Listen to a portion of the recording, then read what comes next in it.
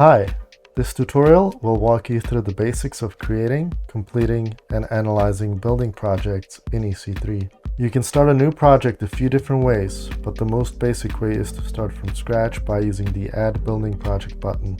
This will open a new project page with mostly empty fields.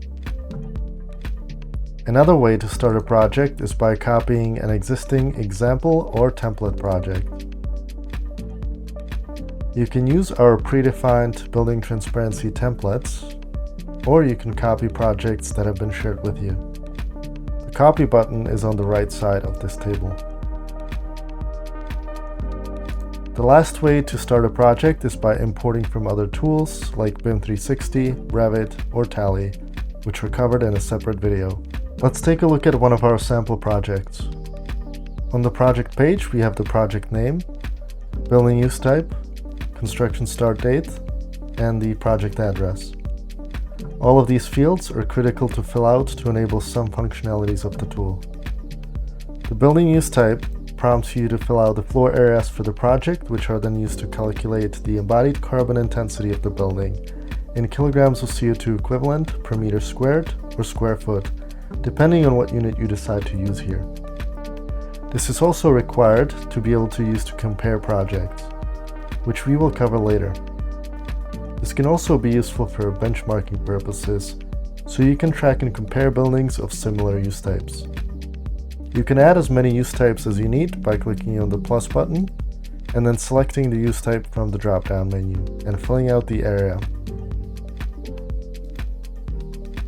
The approximate construction start date is used as a default EPD validity search filter when searching for EPDs from this planner, which we will get back to later when entering material quantities. Similarly, the project address can be used to search for products and EPDs representing manufacturing within a certain distance from your project site. This is especially helpful for materials like cast-in-place concrete, which typically come from within a short distance of the project site. Before moving on, I would like to point out that this video uses our new design of the material quantity table, which you can toggle on and off at the top of the page. The classification section is mainly designed to help with benchmarking and was developed with guidance from the SE 2050 building group. As you can see, it focuses on describing the main characteristics of the structural system,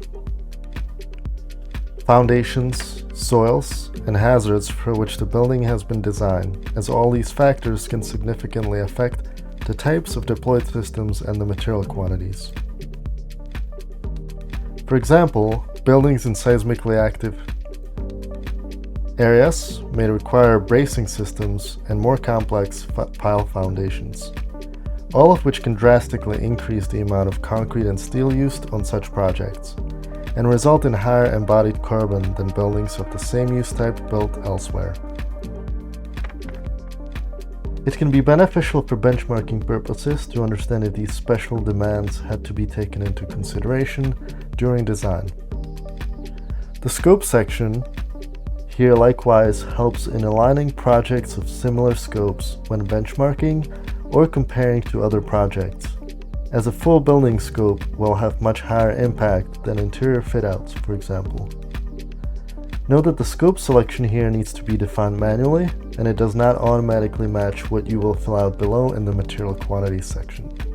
The embodied versus operating carbon allows you to enter your energy model information if available, and compare the cumulative upfront embodied carbon to the operational carbon of the building over the next X number of years. The ratio of embodied to operating carbon will depend on your local energy grid, which you can change by opening up the drop-down menu.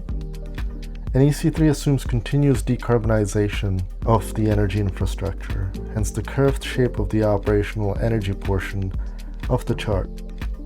Note that this section is only enabled after you input some information in the material quantity table down below. The next part of the page simply repeats some of the building size information from earlier, alongside your project summary carbon statistics, which are based on the material information filled out down below.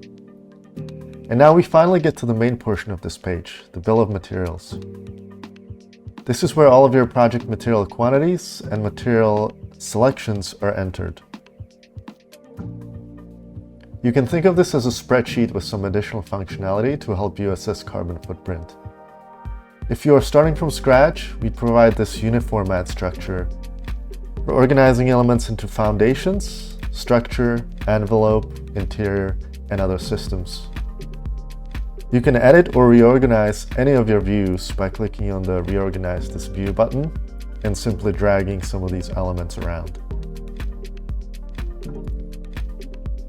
We also provide additional tabs for breakdown by master format or custom formats. And we also have additional tabs for BIM 360, Tally, or Revit imports when available. Adding and manipulating elements is as simple as entering text or formulas just as you would in any other spreadsheet tool. You can also enter formulas just as I mentioned. One nice added functionality here is automatic unit conversions so that you don't have to worry about converting to units described in the EPDs. For example, down here I have a gypsum board with 1,000 square feet.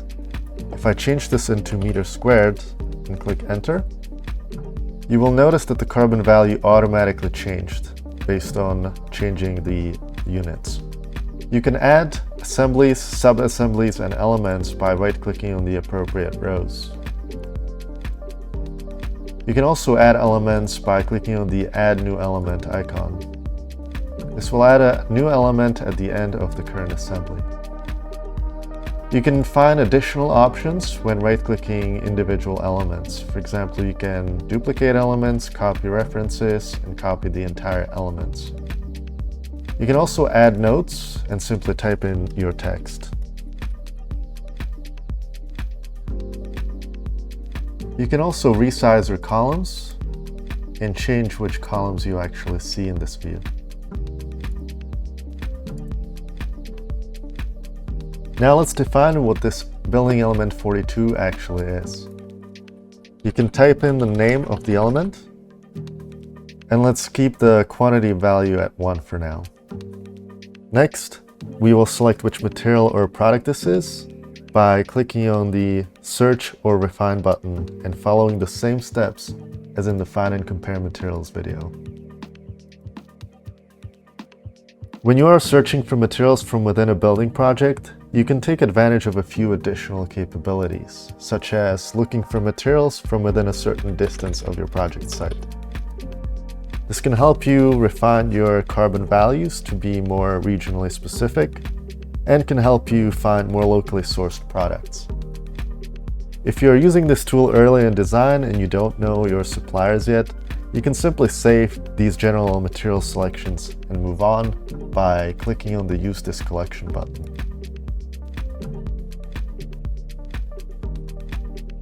Later in design or during procurement, when you are evaluating a few specific products or making a final supplier selection, you can select the specific product EPD by going back to the Search EPDs window, clicking on the Search button, and waiting for all the EPDs to show up in the bottom of this page.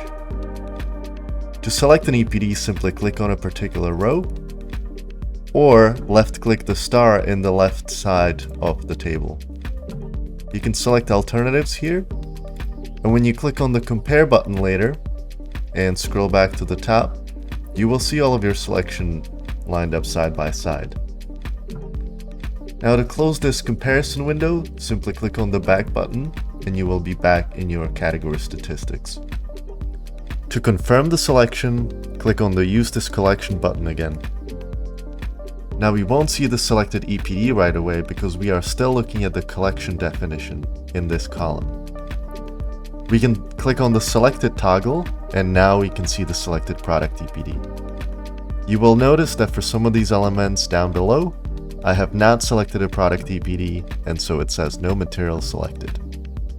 We can toggle back to the collection though and you will see that I selected the general type of material here.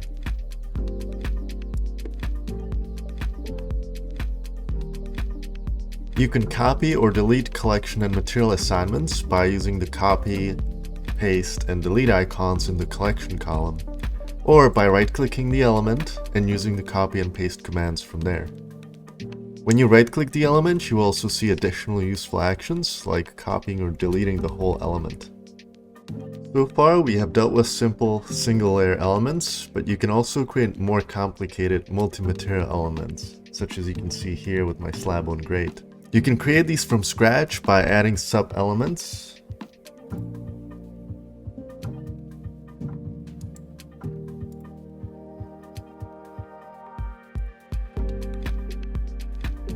Or you can use one of our predefined assembly builders to help you make some of the more nuanced material quantity takeoffs.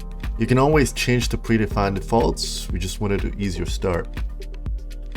You can always edit the sub-element quantities later, and you can also open and collapse the multi-material elements. As soon as you fill out your material quantities and assign materials, you will see the global warming potential values in the conservative column. This stands for Conservative Global Warming Potential Estimate. Next to it, you will also see the contribution to that building system, such as foundations in this case. To do a more complete assessment, you can then look at charts and export different reports, but you do need to save your changes first. Let's start with looking at some charts.